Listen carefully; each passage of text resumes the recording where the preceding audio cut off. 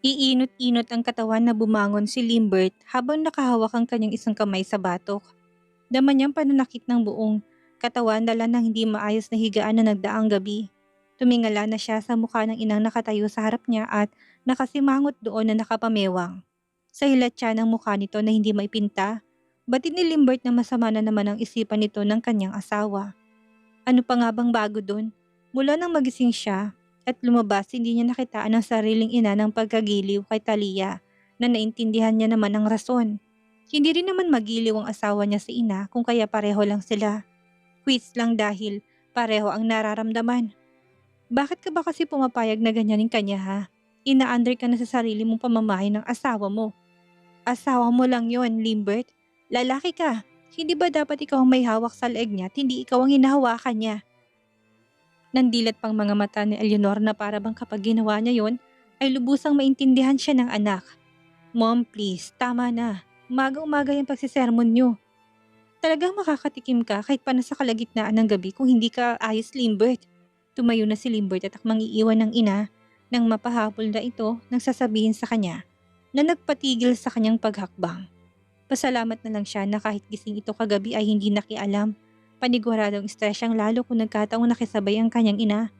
Mabuti naman at marunong din ito magbasa ng sitwasyon nila. Lasing siyang umuwi kagabi, hindi ba? Nahigit ni Limbert ang hininga, ngunit hindi pa rin nilingon ng ina. Sinong mga nakainuman niya? Alam mo ba? Kay babae at may asawa niya ng tao, napakalasenggera niya pa. Anong tingin niya sa kanyang sarili? Single? Aba, pagsabihan mo yung asawa mo. At baka mamaya mamalayan mo na lang na may lalaki. Hindi pa rin siya nilingon ni Limbert na namulsap ang dalawang kamay. Matapos na umigting ang panga. Aaminin niya na medyo nasaling ang damdamin niya nang huling sinabi ng ina. Paano nga kung may ibang lalaki ito nang dahil na rin sa kalagayan niya? Na hindi niya man lang ito maalala. Ano na lang ang gagawin niya? Hahayaan na lang niya si Talia? Ni hindi ka na kumain ng hapunan kagabi kakahintay mong dumating siya. Aba, Limbert, mag-isip ka nga. Hindi na makakabuti sa yung babaeng yun. Ang hilig niyang pag-alalahanin ka. Hindi magandang senyales yun. Narinig mo? Marami pang naging putak ni Eleanor ngunit hindi naman yun pinakinggan ni Limbert na humakbang na patungo sa kanilang silid upang tingnan kung gising na ba ang kanyang asawa. Siyempre, kailangan niya itong tanungin kung bakit naglasing. Baka mamaya siya palang dahilan. Gusto niyang malaman kung anong side nito bago niya rin husgahan. Hindi kita ipinanganak upang gawin lang alipin ng anak ng babaeng labis kong kinamumuhian, Limbert. Hirit pa ni Eleanor na kulang na lang ay pumutok ang mga ugat sa kanyang leeg. Narinig mo? Hindi kita binuhay para alipinin nila. Sa kabilang banda, ilang beses ni Talia ang kinurap ang nangahapdi niyang mga mata. Makailang beses niya na rin sinipat ang suot niyang damit. Nagising siya na makaramdam na kailangan niyang gumamit ng banyo. Pabalik na sana siya sa pagtulog nang mapatingin sa suot niya. Pinakaramdaman niya ang kanyang sarili. Walang masakit bukod sa kanyang ulo. Paano ko nakauwi? Tanong niya sa sarili. Na agad na pangiwi ng maramdaman ng pamamalat ng kanyang boses. Pilit niyang inapuhap sa kanyang isipan kung paano siyang nakauwi. Ang huling malinaw niyang natatandaan ay magpaalam siya sa kanyang mga magulang na uuwi na. Kasama niya si Dos. Malinaw sa alaala niya sumakay siya ng sasakyan nito. Pagkatapos noon ay wala na siyang maalala pa kung anong mga sumunod na nangyari. Nasa silid na siya ng kanyang asawa nang hanapin sa kanyang tabi ay hindi niya matagpuan. Natutup na niyang kanyang bibig habang namimilog ng kanyang mga mata. Batid niyang kapag may alak ang katawan niya, baka nawalan siya dito ng preno. Pinalayas ko ba siya kagabi sa tabi ko? Baka mamaya kung anong mga sinabi ko at pinagtabuyan ko siya sa ina niya. Naitagilid pa ni Talia ang ulo na pilit iniisip ang mga kaganapan. Ngunit wala talaga siyang matandaan. Nilibot na niyang kanyang mga mata upang hanapin kung nasaan ang kanyang bag na dala. Nandun ang phone niya at tatawagan niya si Dos. Natagpuan niya yon sa bedside table. Inabot niya na to at walang imik na hinalughog upang kunin ang pakay niya dito. OMG! Napasinghap na siya nang makitang nasa 50 missed calls ni Limbert sa kanya at kulang 100 na messages. Hindi na siya naglakas ng loob na basahin isa-isa. Sa dami noon at naging sitwasyon niya, alam na niya kung ano pang kahihinatnan. Bakit ka kasi nagpakalasing, Talia? Sapok niya na sa kanyang ulo habang hinahanap ng number ni Dos. Tinumba niya na ang katawan sa higaan at sinipa pa ang kanyang mga paa. Mariin niya nang ipinikit ang mga mata. Dama na niya ang init ng kahihiyan sa kanyang leeg na umaahon sa kanyang mukha. Hiyang-hiya na siya ngayon. Ang aga-aga pa nang istorbo ka. Sabi kong wag mo kong tatawagan, hindi ba? Sagot ni Dos sa tawag ng buong akala yung sekretary niya yon. Basta na lang kasi niyang sinagot at hindi tinignan kung ano nakapangalan. Dos, inihatid mo ba ako ng kondo kagabi? Talia? Oo, ako nga. May iba ka pa bang inihatid maliban sa akin? Malakas at mapangasar na humalakak na si Dos na naguni-guni ay mukha ng galaiting kapatid niya. Oo, bakit? Hindi mo ba maalala? Magtatanong ba ako kung magtatandaan ko? Gumisip ang lalo si Dos na nilingon ng babaeng katabi niya sa kama. Nakapareho niyang walang saplot ang katawan. Binasa niya ng laway ang labi ng yumakap ang kamay nito sa kanyang katawan at siniksik pang mukha sa leeg niya. Oo, inihatid kita. Sa tingin mo makakaya kitang pabayaan ha? Inihatid kita sa pintuan ng kondo niya ng asawa mo. Maluwag na nakahinga doon si Talia na para bang may nabunot na tinik sa kanyang dibdib. Thanks. Magsasalita pa sana si Dos ng patay na ni Talia. Saktong baba niya sa tawag ay siya namang bukas ng pintuang inuluwa ang bulto ng asawa niya si Limbert na kumakatingin sa kanya ay parang lalamunin siya ng buhay. Ngumiti siya ngunit hindi man lang siya sinuklian ni Limbert na diretso pa rin ang tingin sa kanya. Ang una niya napansin ay ang pangingitim ng palibot ng mga mata ni Limbert na para bang hindi pa halos to nakakatulog ng maayos. Mabuti naman at gising ka na. Ngayong may ulirat ka na, kailangan nating mag-usap ng masinsinan. Anitong humalokip-kip pa. Hindi to lumapit sa kanya sa kama bagkus ipinagkrus nito ang dalawang binti habang nakatayot sinandal ng likod sa nakasarang dahon ng pintuan ng kanilang silid. Siguro naman masasagot man ako ngayon ng maayos. Ani Limbert nang umiti pang hindi umabot sa mga mata. Walang emosyon na napatitig ng mga mata ni Talia sa asawa niya si Limbert. Hindi niya makuha kung ano bang ibig nitong sabihin sa mga binitawang tanong. Masasagot ng maayos? Anong pinagsasabi ng kanyang asawa? Ibig sabihin ba ay may nangyari kagabit hindi maayos ang naging sagot niya? Ano yun? Wala nga siyang mga alaala. Biglang naging iba ang kutob niya, nanuyo pang lalamunan ni Talia habang nakatitig pa rin ang mga mata sa mukha ng asawa. Kung noong nakaraan ay siyang matapang na parang siyang batas, ngayon para siyang dagang na corner ng malaking pusa sa gilid. Walang ibang choice kundi ang magpahuli. Kumibot-kibot ng bibig niya, naguguluhan pa rin. Anong ibig mo sabihin? Saan ka nang galing kagabi? Malamig ang tono ni Limbert na halatang hindi nakikipagbiruan sa kanya.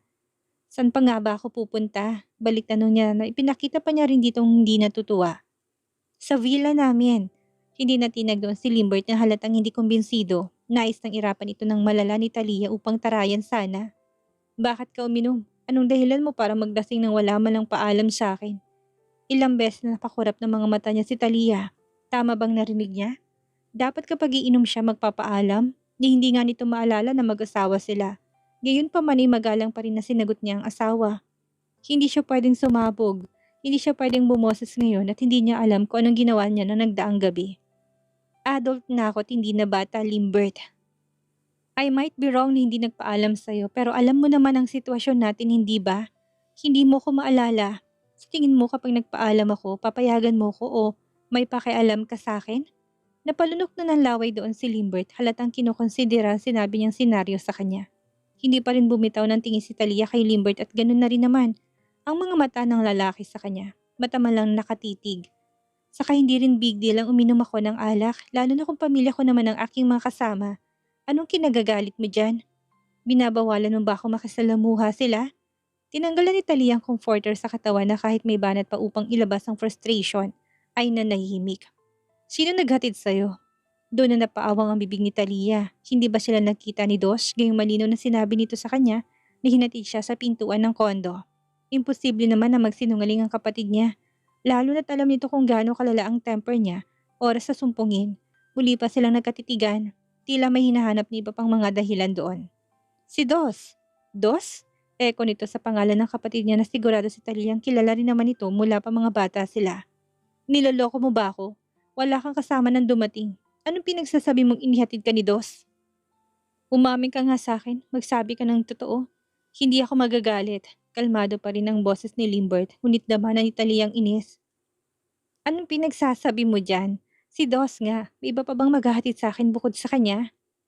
Nasa Paris si Uno, busy sa sariling buhay nila ang twins. Gusto mong sabihin ko si Daddy ang naghatid sa akin? Kahit na si Dos naman talaga? Tawagan mo pa si Dos para kumpirmahin na siya naman talaga ang naghatid sa akin dito at wala nang iba pa. Kumibot-kibot ang bibig ni Limbert na parang may nais pa itong sabihin. Hindi lang magawang isatinig o ayaw na sabihin. Bumangon ka na dyan na makapag-almusal. Tinalikuran na siya ni Limbert matapos sabihin yon. Naiwan si Talia na nagugulumihanan pa rin sa mga nangyayari. Muli niyang tinawagan ng kapatid. Anong pinagsasabi ng kanyang asawa na walang naghatid sa kanya? Tanda niya pa na lumulan siya ng sasakyan ng kapatid. Yun ang huling naalala niya. Sino nagsasabi sa kanila ng katotohanan? Bakit naman? Sinungaling ka. Sabi mo hinatid mo ako sa pintuan. Wala raw akong kasama noong dumating ako dito. Ratot niya kaagad kay Dos at hindi na hinintay pa na matapos to ang kanyang katanungan sa kanya. Umayos ka, Aldous. Narinig niyang mahinang pagtawa pa nito na para bang nakikipagbiruan siya. Oo nga, hinatid kita. Sa pintuan nga lang ng lobby ng building. Palatak nito sa sinundan na ng malakas na tawa. Peste ka talaga. Hintay mong ganti ko sa'yo. Yamot na ibinaba ni Talia ang tawag dahil kapag hindi ba ako ano pang masasabi niya sa kapatid. Ngayong inaaway siya ni Limbert na malamang ay iniisip na kung kanina siya nagpahatid at kinakipag-inuman, ang hirap pa naman itong kausapin. Hindi niya magawang sabayan dahil na rin sa kanyang sitwasyon. Hindi niya kaharap ang kapatid kaya hindi niya magawang masaktan. Pasalamat na lang ito doon dahil kung kaharap niya lang mismong kapatid baka hindi lang sapak ang inabot nito sa kanya. Pumanaog na siya ng kama upang ayusin ang sarili. Matapos noon ay lumabas na rin siya ng silid. Pansin niya kaagad ang mga tingin ng maid sa kanya na parang nag-aalala. Kung hindi man ay puno ng kuryosidad. Gusto niya magtanong sana sa kanila kung ano nangyari na nagdaang gabi. Kaso wag na lang din. Mabuti naman at nasa tamang katinoan ka na ngayon. Paunang linya ni Eleanor pag-upo niya sa harap ng hapag kung saan nandoon ang mag-ina. Hindi pa kumakain at marahil ay hinihintay siyang dumating upang sumalo sa kanila. Kakaiba ka talaga. Wala nang maalalang asawa mo at nasa sitwasyon na kailangan ka. Nagagawa mo pa talagang uminom sa labas at umuwi ng lango-lango. Parang dalaga lang kung umasta ha? Ganyan ba ang matinong asawa ha? Nagbingi-bingihan lang dito si Talia. Kung papatulan niya kasi ang babae, mauubos lang ang kanyang energy. Sinulyapan niya si Limbert na kanina pa niya dama ang init ng paninitig. Ngunit nang makita ang ginawa niya ay kagad tong nag-iwas ng tingin. Hindi nito sinaway ang ina. Ay punto naman ang biyanan niya. Mali lang ng pagkakaintindi. Sa susunod na maglalasing ka, siguraduhin mo magtitira ka ng pang-uwi nang hindi nahihirapan ang mga kasama mo. Nahihirapan? Paano niya naman pinahirapan ng asawa? As if naman nagkalat siya. Natigilan siya sa puntong yon. Nagsuka ba siya kung kaya napalitan ang damit niya pagising niya? Sinukahan niya si Limbert? Imposible naman yun. Hindi siya basta-bastang sumusuka ng ganun-ganun na lang. Muli lang sinulya pa ni Talia ang asawa na prenteng kumakain na at parang walang naririnig na kaguluhan sa kanyang paligid. Hindi naman yun nakaligtas sa mga mata ni Eleanor na nakatingin pa rin sa mukha ng manugang na animiwala itong maalala sa mga ginawa niya na nagdaang gabi. Maang-maangan pa talaga? Hindi yun papasa sa kanya. Kumulo pang lalong dugo ng babae. Uminit pang lalong bunbunan ni Eleanor sa ganung pang asta ni Talia. Oh, come on, iha! Halakak niya hindi ka babakasan malang ng kahit na konting humor. Huwag ka na magpanggap na wala kang maalala. Huwag mong paikutin ng anak ko sa ganyang dahilan mo. Lumang tugtugin na yan. Siyempre kapag may kasalanang nagawang isang tao, automatic na dahilan at sasabihin ay wala tong maalala. Masyado na ako matanda para dyan, upang bilhin ng alibay mo. Hindi lang kahapon ipinanganak ang anak ko si Limbert. Patuloy ni Eleanor na nagsimula na rin kumuha ng kanyang pagkain sa padabog na paraan. Gagawin mo pang hunghang ang anak ko upang paniwalaan ka dyan sa dahilan mo na niluma na ng panahon. Mana ka nga talaga sa ina mo, napakadrama. Pinangunutan na ni Talia ng noo ang biyanan. Sa'yo naman talaga ang nangyari. Anong gusto nitong gawin niya? Kumabi ng panibagong kasinungalingan na mas mahirap ng paniwalaan. Wala naman talaga siyang maalala sa nangyari. Wala naman po talaga akong maalala, Mommy. Ano pong gusto mong gawin ko? Sabihin na meron at akuin ko na lang kung ano man ang nagawa ko na hindi ko matandaan? Hindi po ganun yun. Hindi ko akuin ang bagay na hindi ko maalalang ginawa ko. Mariing pagtanggi ni Talia na pilit iginiit na hindi niya ang kininang bingibintang sa kanya nito. Nabitawan na ni Eleanor ang kanyang kobyerto samantalang si Limbert naman ay bumaling na sa kanyang mga mata habang ngumunguya pa rin ang pagkain ng kanyang bibig. Alam na ni Limbert ngunit ang taas ang sabihin niya ng asawa sa kanyang ina na may kalakip na katapangan. Sa palagay niya ay totoo nga yatang walang maalalang asawa niya. Ang buong akala niya ay gumagawa lang din ito ng kwento upang makaligtas sa pagtakpan ng kasalanan nitong ginawa.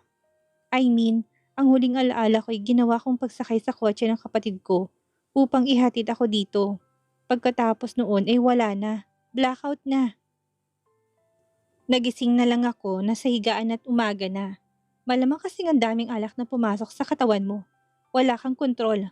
Palagi siguro ganyan ang ginagawa mo kahit nung hindi pa nagiging ganitong sitwasyon ninyo. Lagi mong binibigyan ng sakit ng ulo si Limbert. Muli namang bintang ni Eleanor na nagdagan pang iritasyon sa manugang. Kawawa naman ang anak ko sa'yo. Pinili na lang ni Talia na manahimik at hindi napatulan ang pinagsasabi ni Eleanor. Kung patuloy niyang sasagutin ito, hindi sila matatapos. Hindi uusad ang araw. Ang ginawa niya ay pinalampas na lang iyon sa kabilang tenga kahit na masakit na.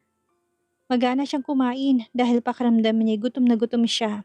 Hindi niya pinansin pang paninitig ni Limbert na para bang naghihintay pa ito ng kanyang mga sasabihin. Inisip niya lang na wala na din doon ang mag-ina.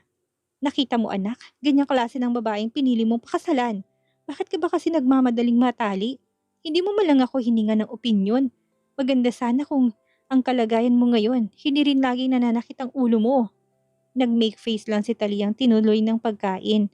Hindi niya alintan ng mga salita ni Eleanor na below the belt. May option ka naman anak upang makalaya sa ganitong klase ng relasyon.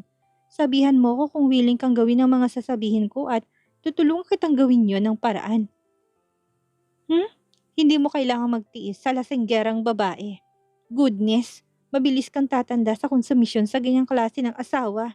Pag-isipan mo tong mabuti anak. Mom, please stop. Nasa harapan tayo ng pagkain. May suggestion lang naman ako sa'yo, Limbert. Ikonsidera mo sana yon. Divorce po bang ibig niyong sabihin? Sabat na ni Talia na alam na niya kung saan patungong usapan na yon.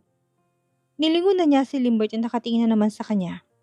Gusto mo ba akong i-divorce dahil lang nalasing ako at umuwi dito nang walang maalala? Hindi ganitong buhay ang pinangako mo sa akin noon, Limbert. Hindi kita pipigilan kung yun ang gusto mong gawin at nais mong pakinggan ng mommy mo. Go! Ang mommy mo na iniwan ka lang basta. Pagpapaalala pa ni Talia na muli pang pinagpatuloy ang kanyang pagkain. Kahit na nagdurugo ng puso. Kailangan mo bang balikan ang part na yon, Talia? Hindi mapagilang react ni Eleanor dahil alam niyang dihado na siya. Masama ang image niya sa anak bilang nang iwan na ina sa kanya.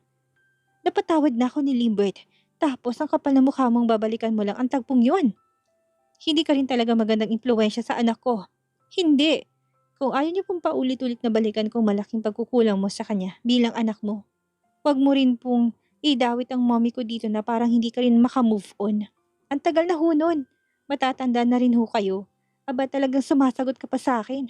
Napakagaling mo talaga. Tumayo na si Limbert matapos ibagsak ang baso upang hindi na makapag-respect pa si Talia sa kanyang biyanan na nalilisik ng pares na mga mata sa kanya. Halatang gigil na rin to. Napakagaling mo. Itong tatandaan mo ha. Kailanman hindi kita matatanggap na. Sa tingin niyo po ba, matatanggap ko rin kayo biyanan? Mahal ko lang ang anak ninyo ko kaya pinagtitiisan ko. Napasabunit na sa kanyang ulo si Eleanor na ibinagsak ng kanyang mga utensils at padarag na tumayo upang umalis. Kumain ka mag-isa mo. Nakakawala ka ng gana kasalo. Huling sambit ni Eleanor na pamarcha ng umalis. Tss, ako pa talaga nakakawala ng appetite. Siya kaya yung nagawa ng ngawa at hindi tumitigil sa amin. Nagpatuloy sa pagkain si Talia nang walang pakialam kung may kasalo o wala.